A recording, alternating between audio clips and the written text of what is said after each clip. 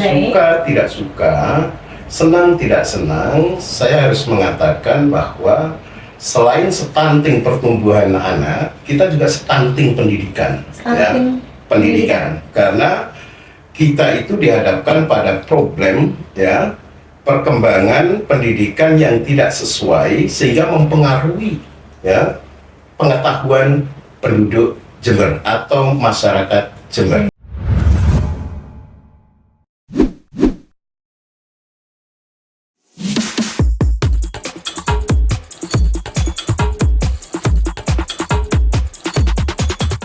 Assalamualaikum warahmatullahi wabarakatuh.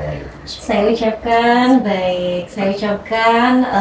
selamat sore kepada teman-teman semuanya dan juga selamat datang di ruang kita, podcast yang mengajak kamu untuk berdiskusi tentang isu sosial dan juga budaya di sekitar kita, terutamanya di Kabupaten Jember.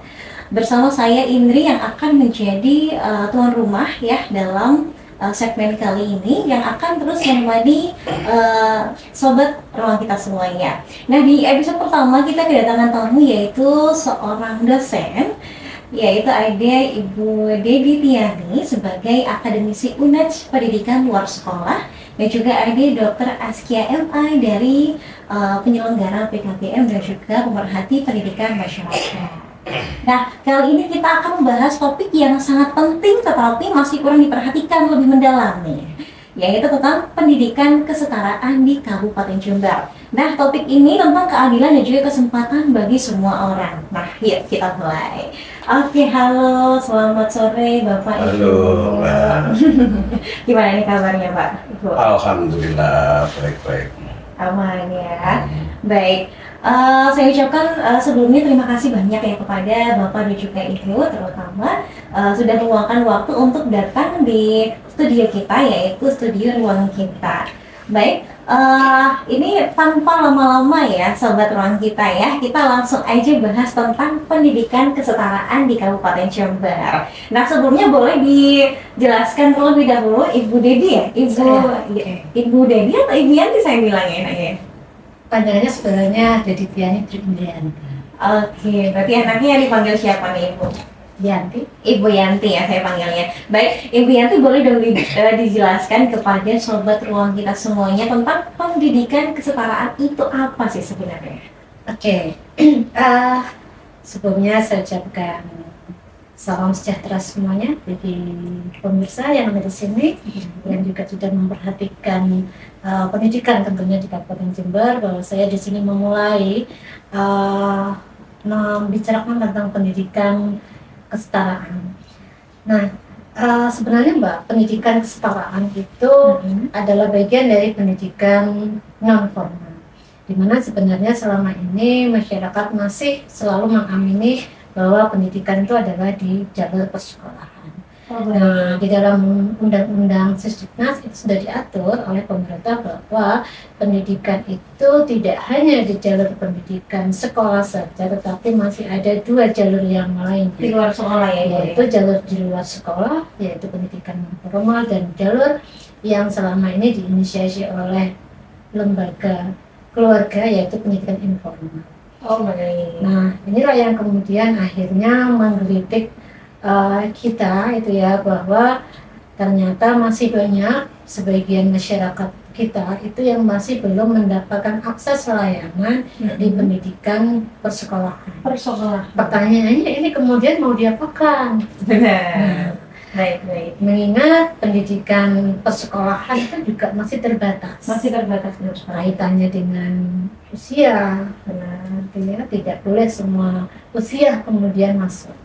Tetapi di sini juga tahapan-tahapan itu juga harus dilalui oleh masyarakat itu. Nah, sehingga pertanyaan yang tadi itu mau diapakan, kemudian inilah yang dijawab oleh jalur pendidikan non formal atau di luar sekolah dengan program yaitu pendidikan kesetaraan. Sehingga program kesetaraan itu adalah bagaimana masyarakat itu sama-sama mampu mendapatkan akses layanan pendidikan yang setara dengan SD, SMP, SMA. Jadi tidak terpaut usia ya Bu ya, meskipun Tidak nih, terpaut usia. meskipun mungkin ada yang usianya sudah apa ya istilahnya itu udah lewat dari 17 tahun yang biasanya maksimal di SMA, itu tapi tetap bisa ya Bu ya, meskipun udah berumur Iya, gitu ya. dengan usia berapapun. Jadi di sini kita ada dua, ada usia yang masih sekolah, ada Yang usia masih sekolah. Usia sekolah itu adalah usia 6 tahun sampai 15 tahun, yang itu kemudian akan dikategorikan menjadi masyarakat yang masih memiliki harapan ke depannya, masa depannya. Itu siapa itu dihitung untuk menaikkan angka indeks pembangunan manusia. Nah, kemudian yang kedua itu adalah masyarakat di usia 25 tahun ke atas. Ini adalah masyarakat-masyarakat yang kemudian kita hitung dengan lama rata sekolah atau rata lama sekolah. Nah, ini kemudian akhirnya yang kita dobrak dari sisi akademisi untuk membangun program-program bagaimana yang itu bisa relevan dengan kategori-kategori yang ada di wilayah masing-masing. Yang tentunya tidak bisa disamakan program-program itu, harusnya dikembangkan sesuai dengan baik itu topografi maupun itu kaitannya dengan sosial, budaya, ekonomi maupun kondisi-kondisi yang ada di sekitar masyarakat, sehingga local wisdom itu harusnya dimakan. Sehingga seperti yang tadi disampaikan oleh Mbaknya terkait dengan apakah itu kemudian pendidikan luar sekolah itu terkait dengan usia, sama sekali usia berapapun itu ya, sehingga kita tidak subject matter atau tidak berfokus pada materi, tetapi bagaimana kita fokuskan tentang kebutuhan mereka yang kemudian diterjemahkan dalam program pendidikan kesetaraan. Oke, berarti setara ini maksudnya menyesuaikan dengan kebutuhan yang ya Bu ya. Oke, sudah Ibu. Mungkin akan untuk tambahan nanti pada tambahan. Mungkin dari Pak Deni sendiri ada tambahan mungkin terkait program pendidikan kesetaraan.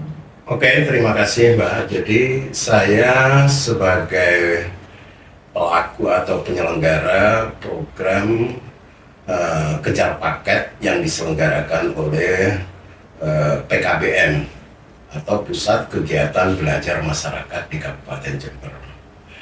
Di PKBM yang saya dirikan itu sudah dimulai tahun 2020 saat awal menjelang pandemik dulu ya. Berarti udah 4 tahun ya? Sekitar 4 tahun sudah, dan kami mengadakan layanan program kejar paket A setara MI SD, kejar paket B setara SMP Sanawiyah, kejar paket C setara MA, SMA, dan SMK.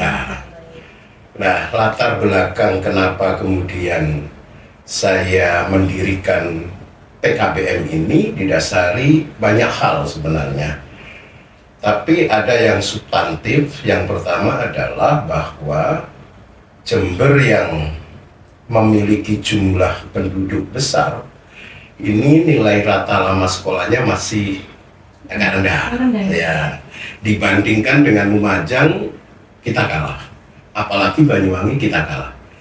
Bahkan kita hanya di atas Bondowoso dan Situbondo untuk wilayah tapal kuda ya. Itu padahal kita ini kan citranya Jember itu sebagai Jember ini ya kota pendidikan, banyak perguruan tingginya baik swasta maupun negeri ya. Tapi ternyata itu tidak paralel dengan kondisi pendidikan yang ada di Jember. Itu. Jadi banyak hal yang saya lihat maupun dari hasil riset yang saya lakukan, masyarakat kita itu masih memiliki kultur bahwa keluarga-keluarga di Kabupaten Jember ini lebih percaya pada tokoh-tokoh informal, Pak Yai misalkan. Ya. Sehingga mereka itu menyekolahkan anaknya di pondok, ya, yang terutama pondok-pondok salaf ya tentunya itu. Setelah mereka 6 tahun dipondokkan, pulang bisa ngaji, itu sudah dianggap lulus, ya itu. Sehingga itu menjadi salah satu faktor yang mungkin mempengaruhi angka betapa tingginya anak tidak sekolah di Kabupaten Jember. Data UNICEF tahun 2020, hasil survei sosial ekonomi UNICEF menunjukkan bahwa Jember itu ada sekitar 40.000 ATK, anak tidak sekolah ATS, ya. Berapa? 24? 40.000 ATS, ya, anak tidak sekolah. Kemudian menurut data Pusdatin Kemendikbud itu ada sekitar 42.132 ATS, anak yang tidak sekolah. Banyak banget ya Pak. Banyak sekali. Daerah-daerah lain ya Pak. Betul, padahal kita punya banyak perguruan tinggi ya, Iya, tentunya benar sekali. tidak paralel gitu kan. Itu satu. Yang kedua, selain faktor-faktor kultural itu juga dipengaruhi oleh faktor ekonomi. Ini juga menjadi problem bagi masyarakat Jember terkait dengan bagaimana bisa mengakses pendidikan non formal, terutama di layanan program PKBM yang saya selenggarakan itu Mbak. Jadi tantangannya sebenarnya banyak sekali ya Pak ya, di program Kesetaraan. pendidikan kesetaraan. Maaf. Ya itu berarti tantangannya itu tadi karena banyak faktor itu tadi. Ya Pak, akhirnya angka-angka anak tidak sekolah itu tinggi di Kabupaten Jember yang kategorinya biasanya orang itu dari luar kota lari ke Jember untuk ngejar pendidikan, padahal Kabupaten Jember sendiri masih banyak ya Pak ya. Itu yang saya katakan tidak paralel. Tadi pagi saya itu di Kelurahan Antirogo bertemu satu keluarga ya. Saya ngobrol, keluarga itu ada 4 bersaudara. Anak pertama tidak sekolah tapi lulus pondok. Oh, lulus pondok. Ya, perempuan sudah menikah. Yang kedua juga demikian. Yang ketiga dan keempat juga demikian. Saya tanya kenapa nggak punya keinginan untuk dapat ijazah. Mereka menjawab, orang tua saya mondok itu sudah dianggap selesai. Gitu. Saya juga menemukan kasus di wilayah selatan Kabupaten Jember, di daerah Kasian itu, hal yang sama. Ada seorang anak perempuan yang masih usia SMP lah kalau sekolah formal itu.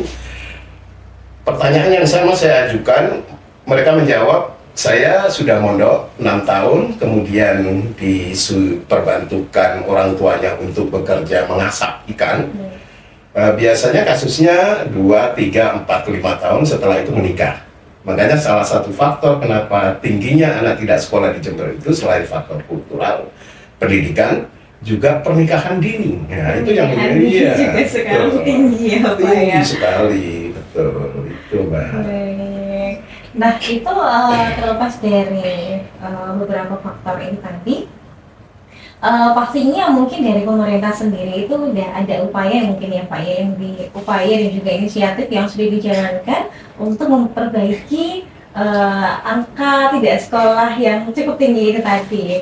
Nah kita juga bisa lihat banyak program yang juga Bapak jalani sekarang di program PKBM. Itu adanya paket C, paket A, dan juga lain sebagainya. Itu kalau misalkan Bapak lihat dari penyelenggara, sebagai penyelenggara PKBM, melihat upaya dari pemerintah itu gimana Pak? Sependek yang saya pahami selama saya menyelenggarakan program PKBM ini ya, program penyelenggaraan PKBM itu kan ada 2, ada yang swadaya, ada yang minta bantuan dari pemerintah atau bermitra dengan pemerintah. Kalau Bapak sendiri apa? Kalau sejauh yang saya lakukan selama ini masih swadaya. Ya, swadaya lebih pada gerakan sosial kami untuk membantu negara dalam penuntasan anak putus sekolah. Nah, kalau Mbaknya pengen tahu jumlah PKBM ini juga menarik. Di Jember itu ada sekitar ya belasan lah, ada yang bilang 17, ada yang bilang 22, antara sekitar itu. Sementara di Lumajang itu ada 30. Lumayan jauh ya Pak ya? Lumayan jauh. Kemudian nanti kita coba compare dengan jumlah penduduk. Di Banyuwangi itu ada sekitar 50-an. Di Bondowoso lebih banyak lagi, sekitar 60 sampai 70 ya.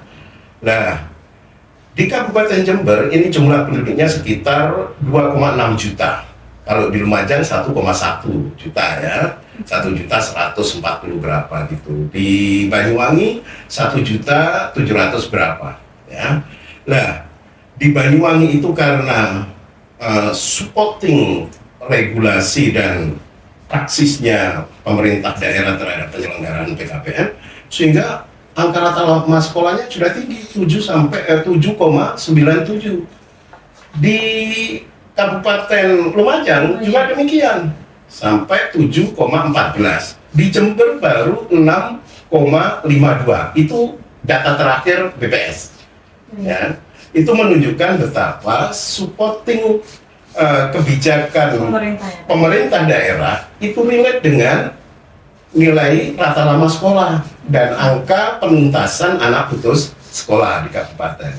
Saya merasakan itu karena saya tergerak karena penyelenggara PKBM itu sebenarnya berangkatnya harus dari hati, Mbak.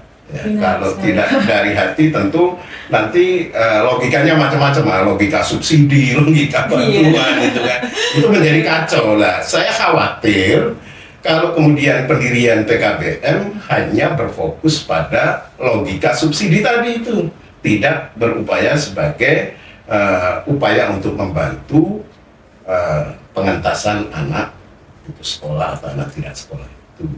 Oke, baik. Berarti memang peran pemerintah ini penting banget ya Pak ya, selain dari tergeraknya hati. Betul. Berarti peran pemerintah terkait mungkin edukasi, pola pikiran. Nah ini yang menarik Mbak. Saya sampaikan lagi, berdasarkan hasil survei dari UNICEF tahun 2020. Kemudian data dari Pusdatin Kemendikbud itu yang menemukan anak tidak sekolah di Kabupaten Jember berkisar 40 ribuan.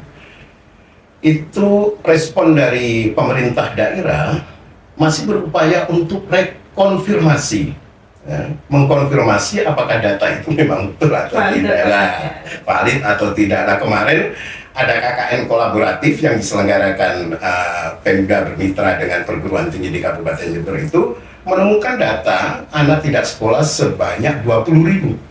Kalau kita beracuan pada data UNICEF dan Pusdatin Kemendikbud, maka baru separuhnya, baru 50%-nya. 50%. Nah, ke depan saya kira ini harus sinergis. Kami berangkat dari keprihatinan tentu harus disambut dengan dukungan kebijakan yang berpihak dan peduli pada pendidikan kesetaraan. Itu idealnya. Oke, baik. Itu dari Pak Didi ya. Kalau mungkin dari Ibu Yanti gimana? Namanya mungkin dari upaya pemerintah sekarang terkait angka putus sekolah ya, angka tidak sekolah itu tadi yang gimana Ibu? Saya mencoba untuk melihatnya dari kacamata akademisi. Jadi penyelenggaraan program pendidikan kesetaraan itu sebenarnya adalah upaya bersama-sama masyarakat dan pemerintah.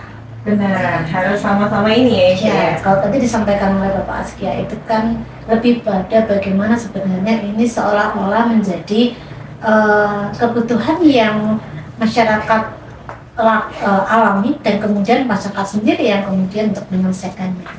Padahal sebenarnya ketika kita berbicara masalah pendidikan kesetaraan dalam hal ini adalah salah satu jalur di pendidikan luar sekolah itu, kemudian ini pemerintah sudah menggaungkan ini dalam sebuah undang-undang Sisdiknas.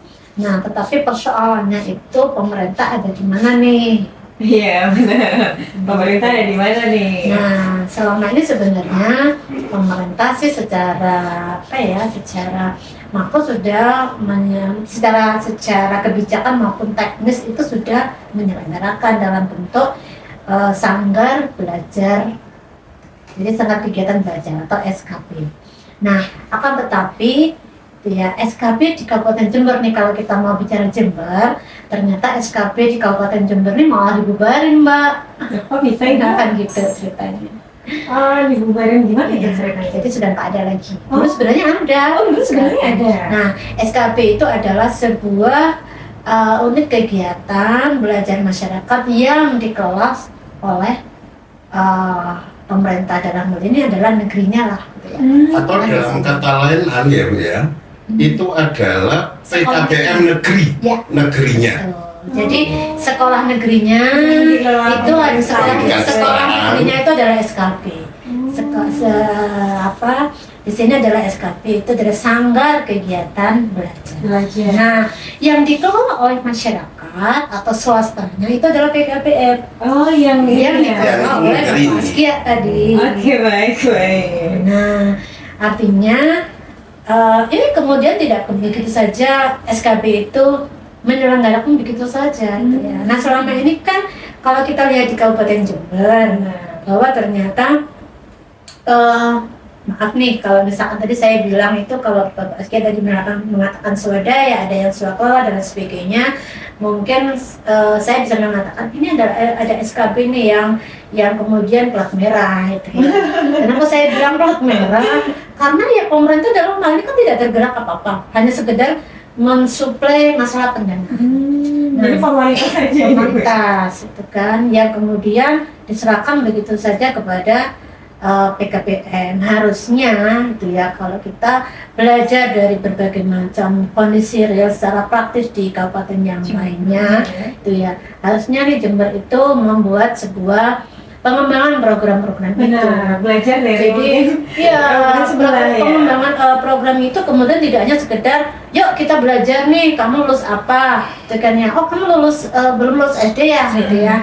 Nah ketika belum lulus SD yuk kita belajar di setara dengan paket A ya, tidak seperti itu ya. Harusnya ini ada sebuah pola pengembangan yang itu sesuai dengan budaya itu ya, kemudian sesuai dengan keterbatasan akses, kemudian keterbatasan dari berbagai masalah-masalah yang ada di masyarakat, baik itu juga letak geografisnya.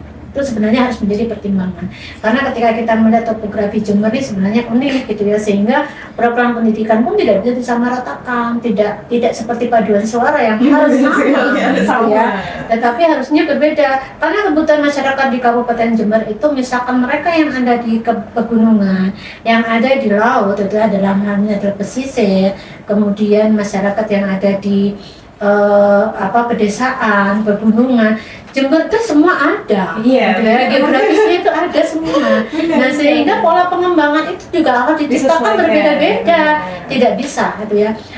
Kemudian ada satu contoh, misalkan buku modul-modul yang diberikan oleh pemerintah itu pun juga sebenarnya harus menyesuaikan. Pernah kita temukan gitu ya, mungkin Bapak Askia juga nanti bisa menyesuaikan gitu ya di lapangan, bahwa ternyata modul-modul itu tidak semuanya itu bisa diimplementasikan.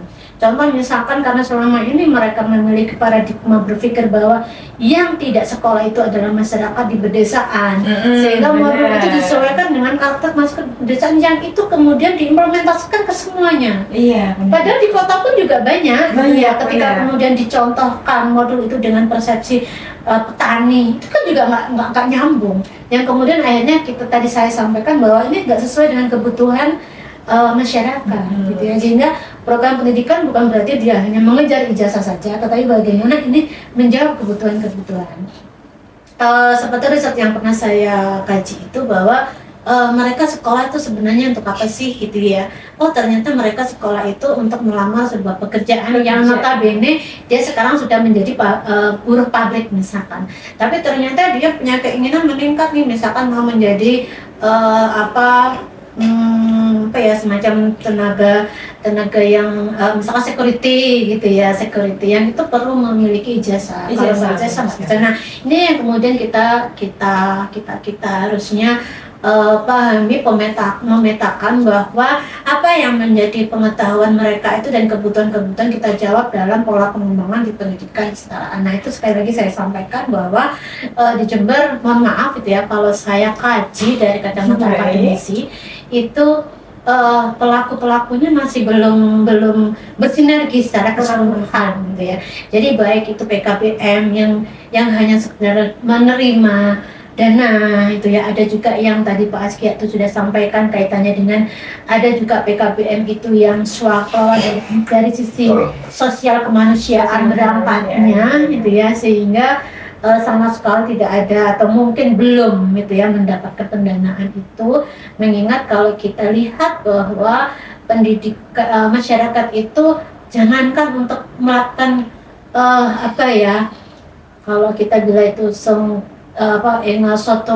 tulodo itu ya, yang macam satu Korean Dayani itu masih belum gitu ya, karena apa? Jangankan untuk membayar berangkat sekolah aja dia mikir-mikir itu ya, karena tidak hanya kaitannya dengan ekonomi, bisa jadi yang dikatakan oleh Pak Askia tadi itu terkait dengan budaya gitu ya. Jadi yang diselesaikan kan berarti bukan nilai ekonominya, tapi bagaimana mengubah mindset, cara pandang orang tua, masyarakat. Nah ini kemudian siapa? Ini tidak hanya sekedar pelaku PKBM maupun pemerintah, tapi tokoh-tokoh informal seperti Pak Kiai dan lain sebagainya ini juga memiliki peran loh itu ya, untuk mendorong masyarakat punya power penuh itu ya, terkait dengan bagaimana Jember itu adalah kota santri gitu ya, salah satunya itu. Nah ini kemudian akhirnya bisa meng-up sebenarnya untuk mengubah paradigma masyarakat bahwa pendidikan itu penting gitu ya.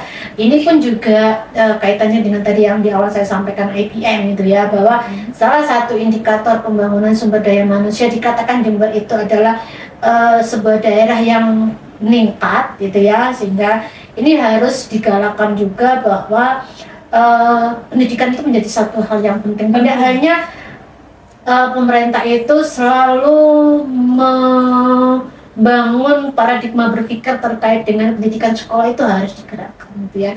Karena kalau misalkan pendidikan persekolahan saja, itu kemudian yang tadi Pak Askia sampaikan terkait dengan bagaimana angka putus sekolah, itu nggak akan tercover di sini, dan itu tidak akan menyelesaikan dan meningkatkan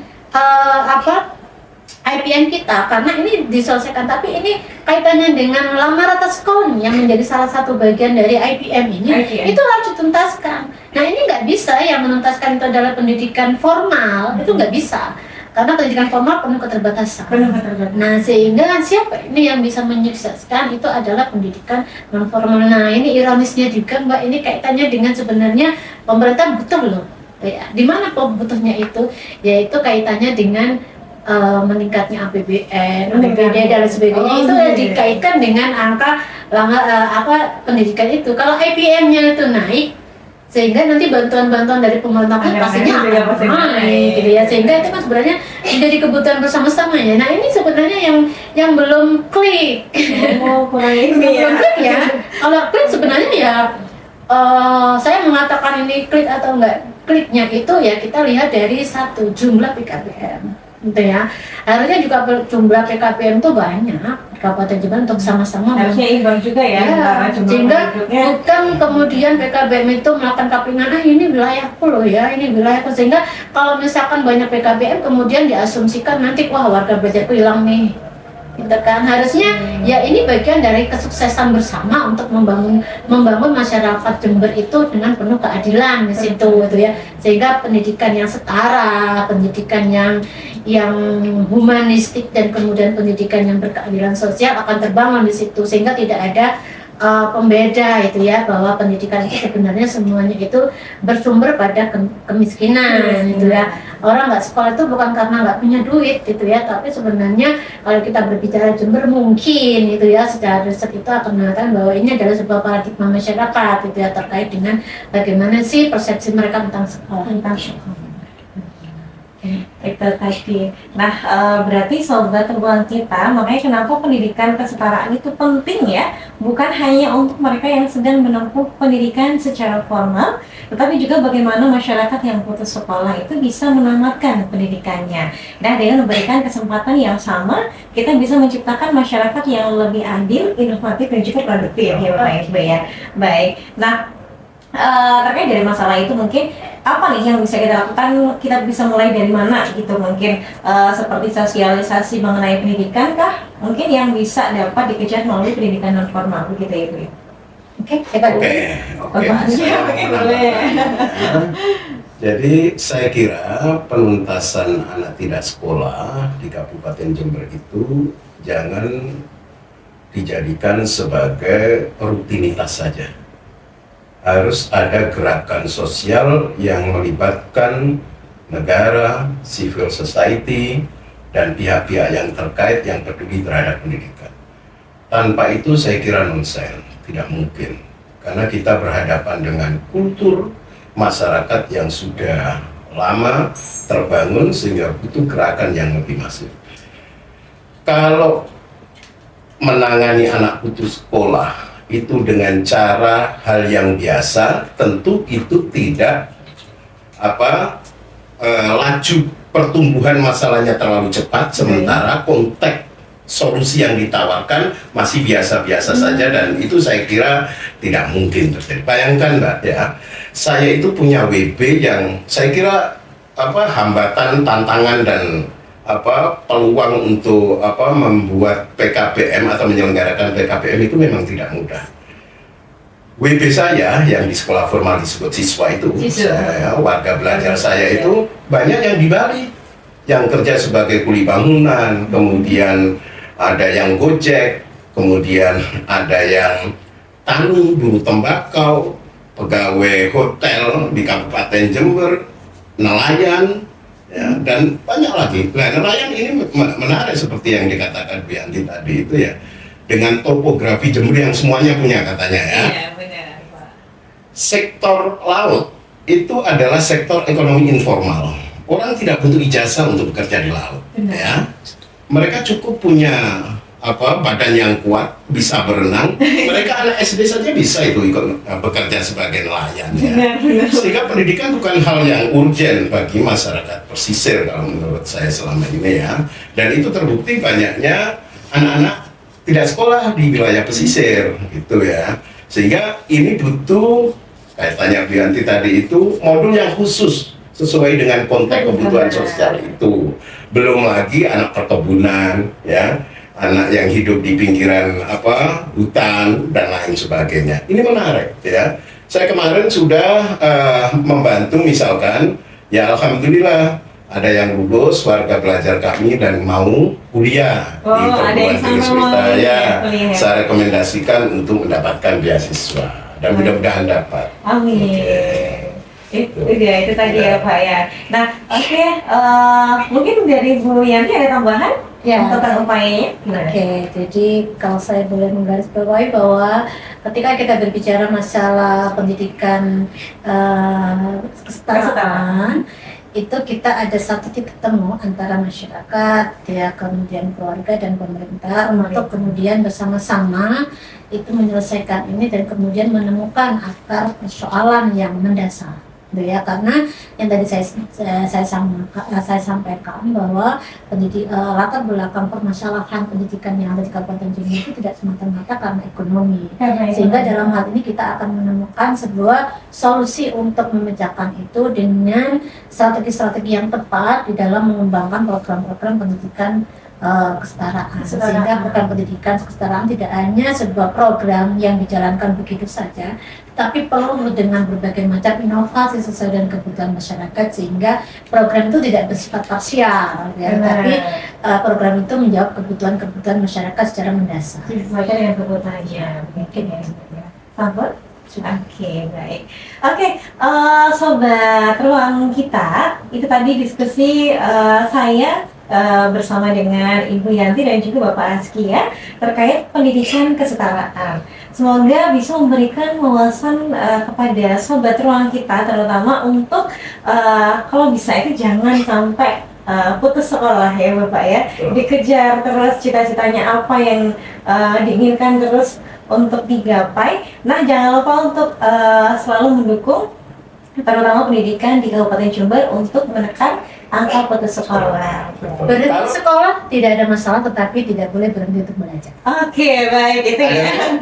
Ini sudah closing statement ya? Atau masih lanjut? Iya. Oh, sudah closing. Iya, Oke.